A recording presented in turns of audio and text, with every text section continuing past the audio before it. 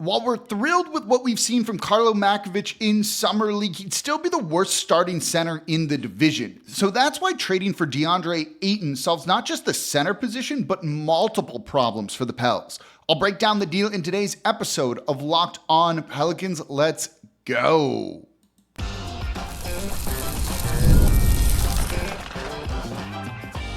You are Locked On Pelicans, your daily New Orleans Pelicans podcast. Part of the Locked On Podcast Network, your team every day. Welcome to another edition of Locked On Pelicans, the daily podcast covering your favorite team, the New Orleans Pelicans at NBA, part of the Locked On Podcast Network, your team every day, available wherever you get your podcasts and available on YouTube. I'm your host, Pelicans Insider, credential member of the media, Jake Madison, at NOLA Jake on Twitter. Here with you on this Thursday, another Summer League game tonight for the Pelicans. We'll break that down in tomorrow's show, but we're going to look at trading for Deandre Ayton. Yes, I am now a Karlo crazy, but you could still upgrade that position even more. And seeing what Karlo Matkovic did for the team makes me think Deandre Ayton could be a very good option for the New Orleans Pelicans and also solve other problems too for the team. We're going to explore it all in today's episode of Locked On Pelicans. Today's episode of Locked On Pelicans is brought to you by Game Time. Download the Game Time app, create an account, use code LOCKEDONNBA for $20 off your first purchase. Terms apply. And of course, thank you for making Locked On Pelicans your first listen today and every day. We're here Monday through Friday, the #1 Pelicans podcast covering everything you want to know about this Pelicans team. So subscribe wherever you get your podcast. Join over 10,000 Pelicans fans on YouTube as well. So again, still loving Karlo Matkovic, and I stand by that. I think he could add an element to the team that they've been missing the past couple of years.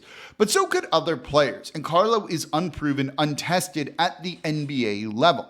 But seeing and thinking about what a true pick-and-roll threat could add to this team makes me think about a guy like Deandre Ayton. You know, Ayton is a good pick and roll player. He's done it in high volume too. So he's accustomed to kind of being used in that sense a lot in his career, both with Phoenix and with Portland. And if adding a pick and roll type of player is maybe more important, and not saying that it is or isn't, than a 3-point shooter, allowing you to bring Karlo along slowly, allowing you to bring someone like Yves Missi along a little bit slower, not going with kind of the proven, untested guys in what's a pretty important year for this team, Ayton can help you kind of solve all of that. This is someone who is an elite roller. He's not like the springiest athlete in the league where he can get up, but he is a bit of a vertical spacing threat, and he's got good size, 7 feet, and on a deal that means you can actually trade for him. There's also something to be said for that.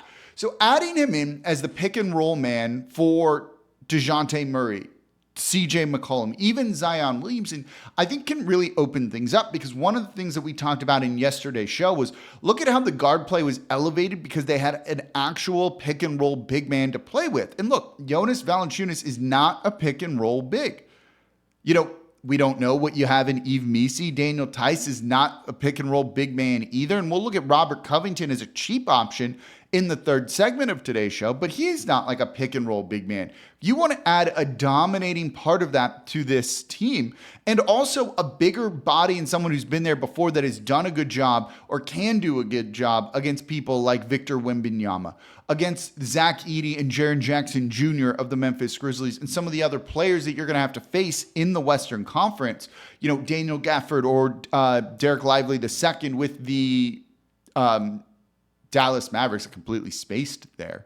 You know, getting someone more proven, because you're playing those teams more than you're playing other teams potentially, is going to add a lot to this Pelicans roster and elevate them. And we'll do a show on the win total for the Pelicans, the projected win total from Vegas, but it's not exactly like high on New Orleans right now. And so I think a big part of that is the lack of, you know, elite top end talent, or proven talent, we should say, at the center position. So getting in Deandre Ayton, who's maybe one of the more skilled big men at finishing inside the 3-point line, could be a very prudent and smart move for the New Orleans Pelicans. And I know what you're going to say, because I've said it too. You don't need like the most proven guy necessarily on this team. You don't need someone that is going to go out and take tons of shots. But that's where the brilliance of this type of move comes from. When you look at Deandre Ayton on Portland this past year, he was tied for fourth in terms of shot attempts per game. Him along with Shaedon Sharpe. Anthony Simons took more. Jeremy Grant did. Dalano Blanton did. Scoot Henderson was right behind him too, along with Malcolm Brogdon. So you can bring him in. I don't think he needs to be the highest usage guy or even kind of fill that same role that he did there. You can scale that back a little bit. You don't need to run play specifically for him. Just have him be a part of your offense. And if it makes sense to get him the ball, then it makes sense to get him the ball. But he would fit with Zion Williamson enough, even though he doesn't shoot threes. And it's a minor concern there, but I don't think you're going to find that all-encompassing floor spacer outside of Brook Lopez, and it's tough to really figure out a trade with Brook Lopez that makes sense.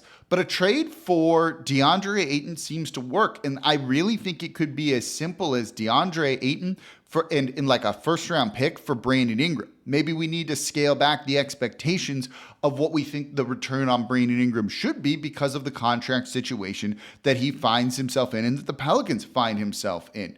So get a pick, get Deandre Ayton, and call it a day, and use that pick to upgrade elsewhere if you need to. Portland, I think, has reasons to do this deal too. Brandon Ingram can be that secondary ball handler for them, take pressure off of Scoot Henderson. And Ingram is also an upgrade over Jeremy Grant.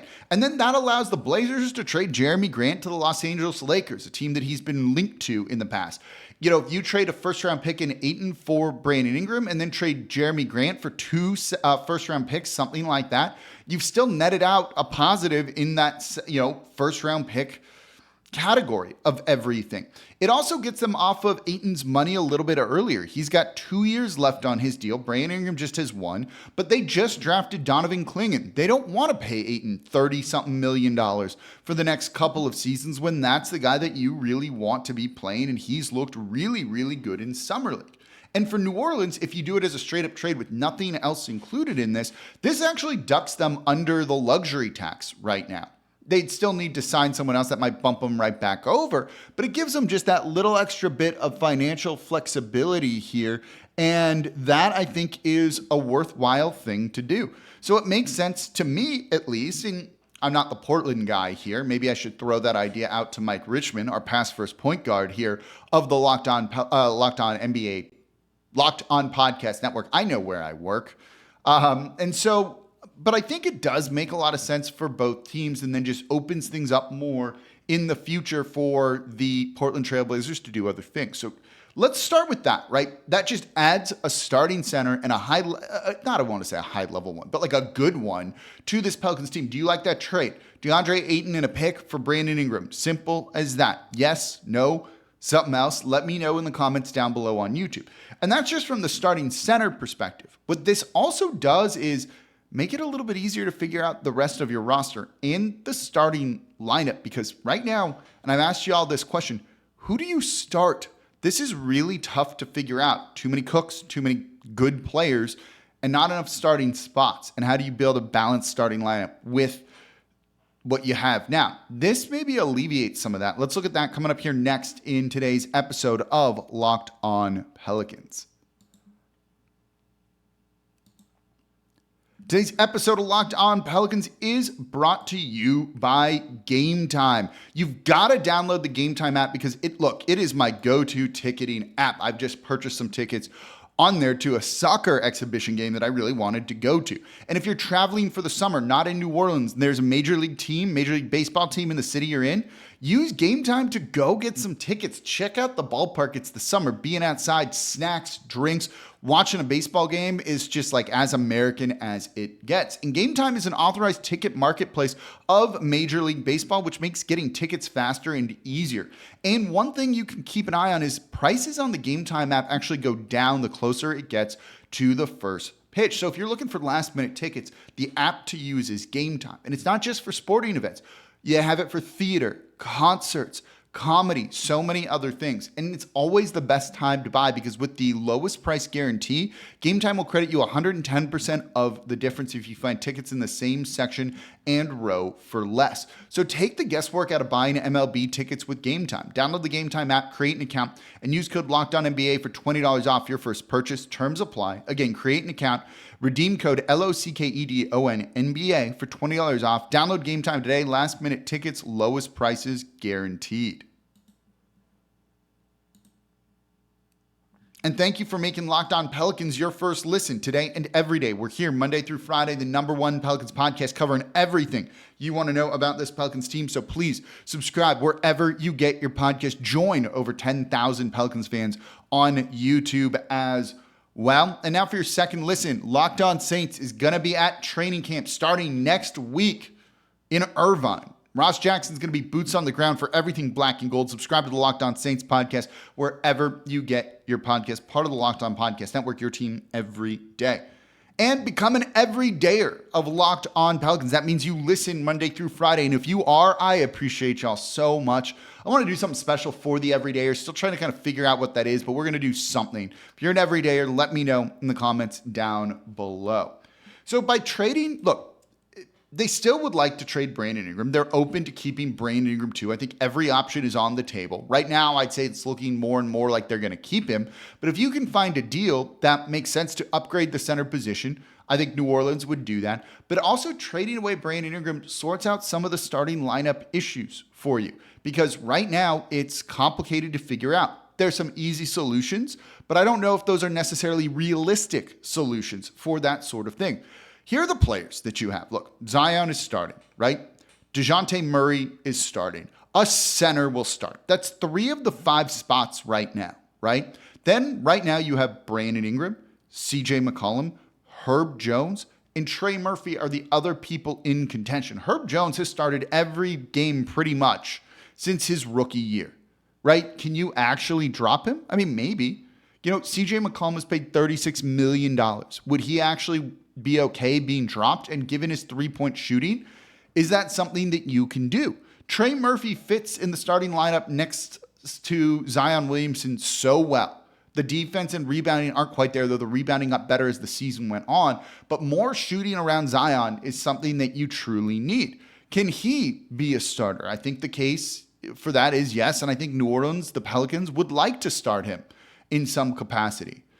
How do you sort this out? That's 7 guys for 5 spots. And look, we talked the other day about playing small with Zion at the 5, and I just don't think that that's what you can do yet. Offensively, that works, but on the flip side, defensively, there are big issues there. And look, playing small is more about who guards the 5, but if your starting lineup is DeJounte Murray, CJ McCollum, Brandon Ingram, Trey Murphy or Herb Jones, let's say, and then Zion at the 5, Zion's guarding the 5, right? Trey and Herb have done that in like short spurts, but never for like an extended period of time. Trey's not going to be able to handle that defensively. Herb, as good as he is, it's better to put him on the perimeter and let him clamp down someone than it is to put him on a big man, where he might still be at a disadvantage. So Zion would be guarding the 5s, opposing centers. He'd get eaten alive by Zach Edey, by Victor Wembanyama, and some of the others there defensively. That's not great, and I don't think that's a true viable solution for New Orleans. So if you trade away Brandon Ingram, we already have a placeholder for a center, that solves that a little bit. Then you have DeJounte Murray, Zion Williamson, Deandre Ayton, let's say in this case, right? CJ McCollum, and then the question comes down to Herb Jones or Trey Murphy. It at least removes one of those question marks. It doesn't solve the starting lineup completely if you want to get Trey Murphy and Herb Jones into the starting lineup, but at least gets you closer than you were otherwise. And I think that's one of the reasons why you are looking at trading Brandon Ingram, even if I think there can be a good team here with him still on the roster next year. I mean, there is a good team here with him still on the roster. He's not a bad player, right? Fit and some of the other things are a little bit questionable, but he's still a talented player and you can find a way to do it. You also have the question of like, how do you close games, right? How do you close games? Is it with Brandon Ingram? Is it with Herb Jones? Is it with Trey Murphy? There's like, I don't know what like the reverse of a roster crunch is, but it's like too many good options. Again, it's a good problem to have here, but at the same point in time, I mean, you've got to try and sort this out. So if you think that Karlo Matkovic isn't ready, and I think he can add a dimension to the team, but as in yesterday's show, even when I was saying like great things about him, I'm still a little bit skeptical till we see it at the NBA level. Just upgrade with Deandre Ayton. And I think, in the future, you can still just let Deandre Ayton walk or trade him later or trade CJ McCollum later, where I don't think you're going to get much traction on moving CJ McCollum now. And the fact is, the only team with cap space right now is the Detroit Pistons. They don't have a ton of it, where you could just include a first-round pick and trade CJ McCollum into space. You'll be able to do that before free agency really gets underway next year, and that kind of coincides with when you would maybe want to trade CJ McCollum, when there's really only 1 year left on his deal. So I think it could put New Orleans in a good position to kind of plan for the future too and make some of those future moves by not locking themselves into a bad extension for Brandon Ingram. CJ has this coming year and then another year where he's due even less money, a shade over $30 million. He'll be very tradable next summer. I don't know if he's exactly tradable right now. So planning out when to move these guys, I do think is the exact right thing that you want to be doing. And so that's one of the things that I would imagine New Orleans is going to really be considering. So trading for Deandre Ayton upgrades you at a position of need, lets you hang with some of those better guys here in the, in the division, and is also going to allow you to make future correct moves when you need to make them, and kind of structuring that and planning that out far into the future and kind of the new era that we're in, looking at the collective bargaining agreement, what the second apron does, and just how it limits you. And I don't think the Pelicans are really ever going to get close to the second apron, to be truthfully honest with you. I think they'll be a first apron team probably in the future, and there's restrictions there that probably not enough people are actually talking about that can limit you too, while the second apron's worse. Just simply being in the first apron really limits your team building and flexibility here. And for New Orleans, when they're kind of prioritizing that, that's the type of thing that this move allows you to, as I keep hitting things on my watch, allows you to structure these type of moves properly. They've done a pretty decent job of being kind of forward thinking with contracts and stuff like that, truthfully. The Ingram one is catching up to them a little bit, but I think everyone was expecting there to be a bigger market. I think this is somewhat shocking to a little bit of everybody, but also it might mean you'd be able to sign him for cheap, which makes him more tradable in the future. And I think New Orleans realizes that. He's not going to get the kind of money he thinks next offseason at all. And as we've said here on Locked On Pelicans, maybe it's in his best interest so that he doesn't get squeezed out in the future and having to take a mid-level exception deal, take a pretty team-friendly, not pretty team-friendly, there's a compromise to be made on all of this. Find what that is, sign him to that, makes him more tradable in the future. You can always make more moves next offseason if you need to. Do you think that's the right strategy? Is trading Brandon Ingram away just to open up a starting spot? Do you want Trey Murphy starting over Brandon Ingram? I think Ingram's the better player if he's taking threes.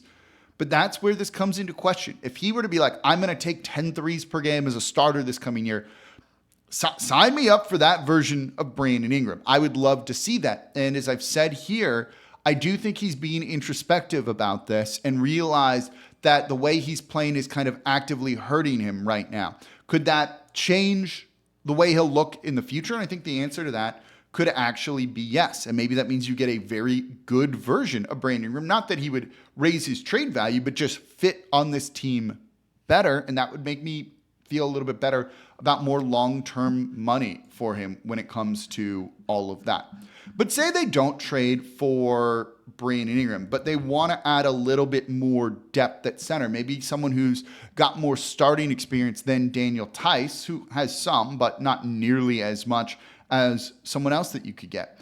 Robert Covington is a free agent. He's available. Is that maybe the best move for the Pelicans to make right now to add a little bit more depth to fill out the roster? Let's break down his potential in free agency coming up here next in today's episode of Locked On Pelicans.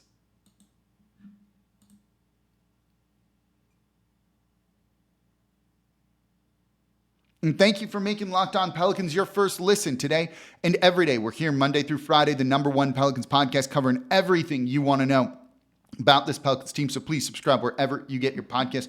Join over 10,000 Pelicans fans on YouTube. We are the #1 Pelicans podcast, part of the Locked On Podcast Network, your team every day. Now for your second listen, you watching Fox Sports, ESPN? Are they just yelling, not really talking about the topics that you want to hear? Make the switch to Locked On Sports Today, a free 24/7 sports streaming channel program for you every day to bring you the biggest stories without all the yelling. Locked On Sports Today brings you can't-miss analysis, opinions, and news, streaming 24/7 on YouTube or the free Amazon Fire TV channels app, part of the Locked On Podcast Network, your team every day.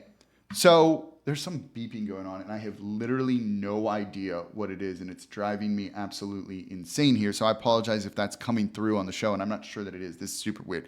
Anyway, it's throwing me off my game here. If I look a little bit distracted, it's like something going on here. So we looked at Lonnie Walker IV as a potential free agent option for the Pelicans, adding some more depth, and I like that idea. I think he could be pretty useful.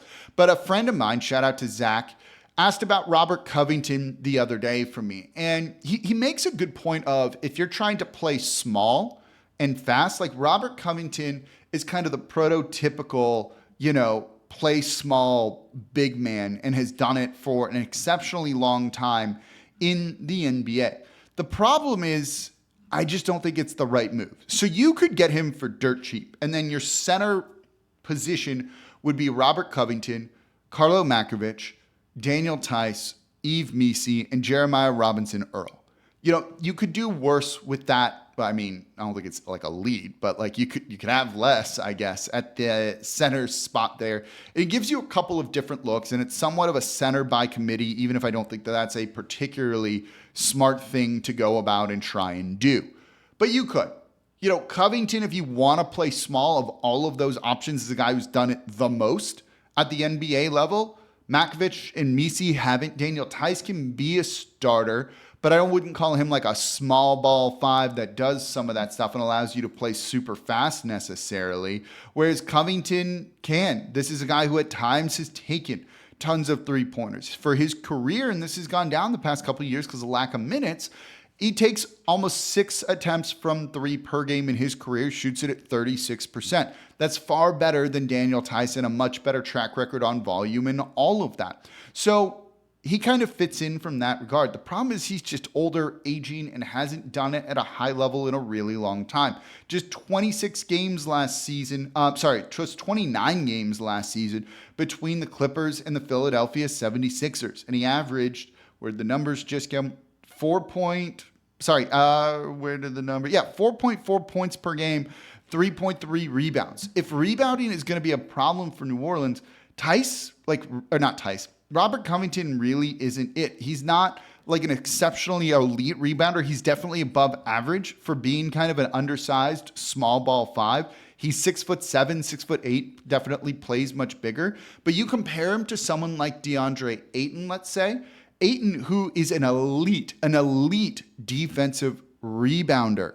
That solves that concern that we might have for the New Orleans Pelicans then, and maybe that is the type of correct move, right? Rebounding at times killed New Orleans, giving up offensive boards for the past 2 seasons.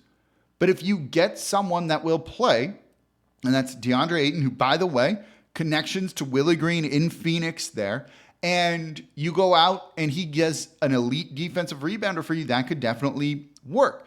Now, Willie Green is a disciple of Monty Williams, very much so. Monty Williams and Deandre Ayton did not get along whatsoever. So does that mean that maybe Willie Green doesn't want a guy like Deandre Ayton? And if you're trading Ingram for him and the head coach isn't going to use him properly, absolutely do not make that move under any circumstances. Something to consider as we kind of talk about this. That's, I think, definitely a factor into comparing some of these players too. Of who's Willie Green going to play? Who is Willie Green going to trust? Because we've seen how that kind of works. But if you want more depth, I say just swing for the fences, make a bigger move. And Robert Covington, even on a minimum deal, isn't really someone that moves me a ton. And I think when you look at it from that perspective, like it sounds great, but I do think I won't call Robert Covington washed, definitely past his prime. And that doesn't seem to be the type of move that I think the New Orleans Pelicans really should make